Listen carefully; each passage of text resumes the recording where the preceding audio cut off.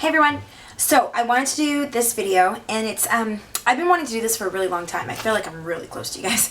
And it's just a series, not a series, but like a special video I wanted to do because I've been saving all these empties for this specific video. It's kind of like the mascara series. I just wanted to talk about mascara and all the different kinds I've had and all the different kinds I've experimented with and what I love and what I hate. And I'm sure the things I love are the same things you guys love, and I'm sure the things I hate are the things you guys hate too.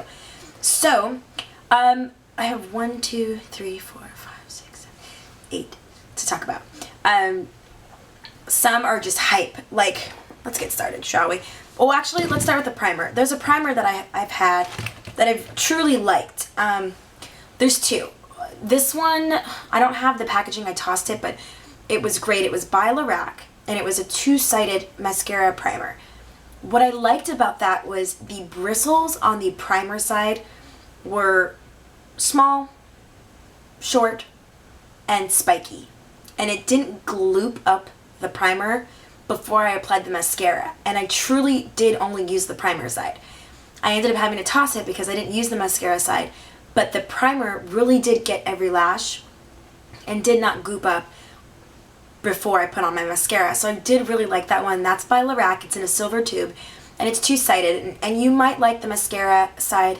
I didn't use that, so I can't really speak for that. And then a close second to that primer, this is the second tube I've had, so I do enjoy it. It's the MAC Prep and Prime. Now this primer, it's a white consistency. The bristles are kind of spaced out, so you've got 1, 2, 3, 4, 5, 6, 7, 8, 9 rows of cylindrical bristles. What I feel about this is it does work. I don't know why, but not on my right side, but when I go to apply on my left side, it applies way different. I don't know if it's my angle or whatnot. So what I have to do with this is I have to kind of scrape the excess off to get as little an application. You can kind of see how it sits in there. And then eventually, once I push it back in, it'll go back in. You've got to be careful with that. But as a primer, it does give you crazy length on your eyelashes, like insane. Be careful of the mascara you use because you'll end up with spider lashes. So that's a really good primer. Staying in the MAC family, I've got this last year. This is garbage. I haven't used it, but I wanted to show you so bad. It's the MAC Studio Fix Lash. This came out, do you remember Warm and Cozy? This came out, so December of 2009? Yeah, 2009 I think. Well, I've had this for a really long time. Keep in mind I was using it for like 4 months after that, so it's only been in, whatever, it's been a really long time. This was kind of revolutionary for MAC because they kind of jumped on board the plastic bristle, I was going to try not to mess that word up, plastic bristle brush craze. So the Covergirl Lash Blast, they hadn't done it yet, and then with this mascara they did. So, you know, it's got the spiky, short, stumpy type of bristles. I was a big fan of this when I first got it. It's so spiky that there was really no room for error. It did not clump on me at all. But what I found was with this kind of brush and it being so straight and narrow that it was kind of just putting on and then stopping right here, and it wasn't going to go any further. It wasn't going to grab my lash any more than the length of my lash, and it wasn't going to pull up and give me more of a lash. Does that make any sense? It was going to coat the lashes that I already had, and it was going to do a good job of it, and it was going to comb on some mascara, but it wasn't going to grab my lash and give me more. So, but I did like it. I didn't feel clumpy or spidery with it, and I used it until it turned, and then I decided to keep it to make a video for you guys. So don't worry, yeah, this is done. These are all going in the trash after this video, don't you worry. So MAC Studio Fix Lash, that was good. Now, let's talk about Rimmel, okay? Because Rimmel has cornered the market as far as drugstore mascaras. They do great things with mascaras. Some I bought into the hype and purchased them because I've heard about them on YouTube or blogs. Some I picked up on my own and ended up using 3 or 4 tubes because I loved it. tried and true, this is the third tube I had before I jumped to Smokey Lash, but I was a huge fan of the Max Volume Flash Mascara. And I actually got this from Lola Marie. She was using it. And she had a little bit of cautionary advice to wipe the wand off before you used it because it was a little clumpy. I just found that if I opened it and used it and let it sit for like a week or two, it gave me a nice application. It was a little too wet at first. But it's called Extreme Black, and the way I apply my mascara, this really just gelled well with it. The brush was great. It was fat, a little, not as fat as like a Bad Gal Lash, but just fat enough. And there are, if you look at it, there's 4 rows, or 4 sections of rows. So you're going to turn it, you're going to pull, and the bristles are nicely spaced out. And I got virtually no clumping with this, like none. And this gave me volume and length. I'm talking like up to my eyebrow. I was a big, big fan of this, and it didn't flake. Didn't flake. And my eyes are notoriously watery and red all the time. Did not flake on me. Yeah, skinny to fat lashes in a flash, up to 14 times the volume. I really did like this. I really, really did. If this is up there with how I feel about Smokey Lash. In fact, this was the last mascara I used before I jumped to Smokey Lash. For $7, $8, you really cannot go wrong with this. It's amazing. It really is amazing. I'm really happy I used it. Yeah. Now, another mascara that I like, I use mascara in 2 parts. My application now. I like volume, I like length. Not every mascara is going to do both. You might be lucky. Now, Juicy Tuesday, girl, she can do whatever she wants because her eyelashes are to die for. So she can use bottom of the barrel mascara. She can use Maybelline Great Lash and still get like an excellent payoff. And other people have to do usually 2 products. I do that. I will use the current mascara, and I like this mascara for the end results. And I'll tell you why. Rimmel's Lyra Lash Extender. Truly love this mascara. I'm currently using this with my other mascara. 60% more length and 50% more curve. So this is a skinny type mascara. It's not meant for volume.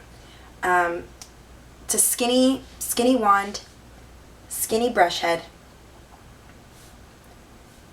and sparse bristles, but enough where there's no clumping. What I do with this at the end of my mascara application is I'll put on whatever mascara I'm using, and it's on, and I'll do some more in my makeup application. Then I'll go back over the ends with this. This does not clump, but what it does is it separates my lashes and adds a little bit more length at the ends. So I'll open it up, and then I'll just hit the tips of my lashes. And this really is like the end all be all of eyelash. Like, it just kind of, I don't even know if you can tell, but it, instead of being like lengthening all the way through, you want some volume at the base. This isn't going to give you volume, but it's going to give you length. If you have long eyelashes, try this. Like, you will be amazed at what it does. But you're not going to get volume, remember that. So, you might, I don't know. But it doesn't promise that. It's lash extending and sculpting with Lyra. I don't know what the Lyra part has to do with it, but I really, really like this. So, good stuff. This one is a huge disappointment for me, and I used it like twice, and I just put too much faith in all of Rimmel's products, and I know that not all of them can be like 100%, right? So the hype was built up around this. It's called the Rimmel Sexy Curves. I did not like this at all. Full volume and curve mascara. I did not like the wand. Looks like a caterpillar to me. Ugh. It did not grab my lashes in the right places. It didn't do really anything for me. It kind of hurt to put it on. It was kind of sharp and hurt my eyeball. It didn't give me anything. It didn't give me anything. So I kept it for this, but this is going in the trash after this video. Yay, I can find throw it away. So beware with this one, but not all of Rimmel's mascaras are bad. But not all of them are that great either. Let's see, Covergirl. I bought this one because I thought it was a fusion of the two, because the name is Lash Blast Fusion. So I thought it was Lash Blast Length and the Lash Blast Original put together to make a purple one. It wasn't. I don't know. This wand is so fat. Like, looking at it now, I did have Covergirl Lash Blast before, and I think maybe I'm just so used to my other wands. And looking at this now, this is a fat wand. Like, then there's so many sparse little nubbies, and each nubby has almost like a hook at the end. So it looks like a torture device, but you know, if you like this, I mean, at one point I don't see what the marketing ploy was. They made the tube purple. This is Covergirl Lash Blast. There's nothing different. Nothing. There's not even anything claiming to be different. Just very black. Maybe the orange one was just black. I don't know. But I didn't feel the same way about this after trying out the other ones. I just didn't feel like it was doing anything. And so I stashed it. But if you're curious about these types of plasticky, Teflon type bristle brushes, give Covergirl Lash Blast a try. It's a great jumping off point to see how you feel. You're going to love it or you're going to hate it. Most people do. You'll go back to the traditional type of brush head, or you'll like the plastic bristly brushes.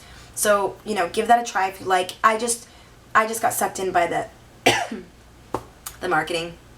It's good marketing, right? Fusion. I bought it. Then the last two. So this was the one that I was using like a year and a half ago. I swore by it. I loved it. I loved it. I loved it. L'Oreal Voluminous Carbon Black.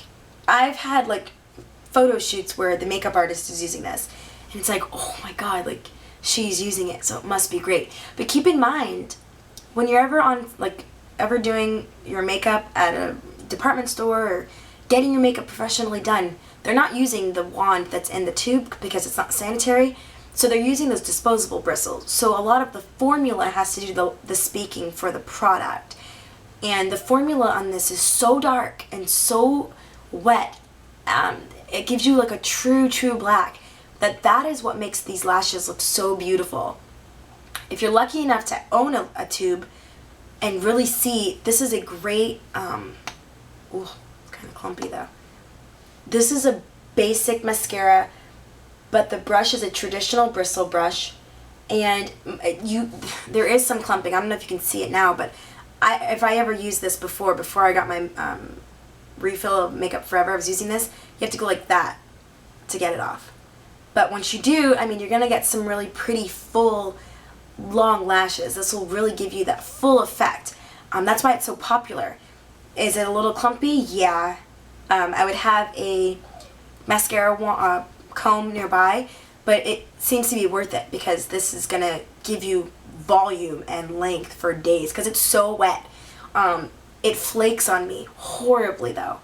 I'll have it all under my eyes at the end of the day. It just does. Maybe waterproof won't, but again, my eyes are watery, so don't base it off of me. But again, for $6 at Target, sometimes buy one get one 50% off.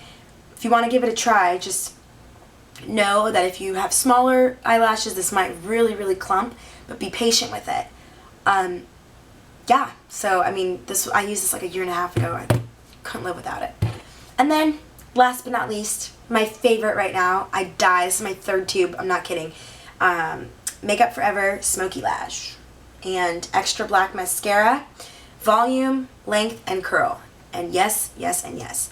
Such an insane mascara. Like, the wand is just a non-clumping wand. It grabs every lash. The way I apply my mascara is I kind of get to the tip of my eyelashes and I rub back and forth just a little bit. Okay, did I just get mascara on my nose? Yeah, I did. Man, I'm not even going to edit, I'm just going to wipe. I get it right here at the base and I wiggle back and forth and then I pull up. I wiggle back and forth and I pull up, and never fails. The second I put it on, it's like whew. So much that I stopped using my other mascaras. I just went to this and I stayed with this. I really love it. $22 at Sephora. Just a big fan. I get compliments on my eyelashes when I wear it. It doesn't flake and doesn't make my eyelashes feel crispy. you know, that crispy feeling. And I have a really bad habit of playing with my eyelashes sometimes when they are crispy, so I love this. This is a great, great buy.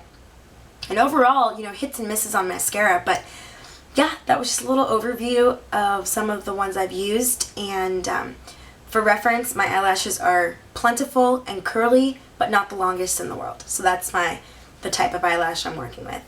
And that's it. If you have any questions or comments, leave them down below, and I'll talk to you guys later. Bye.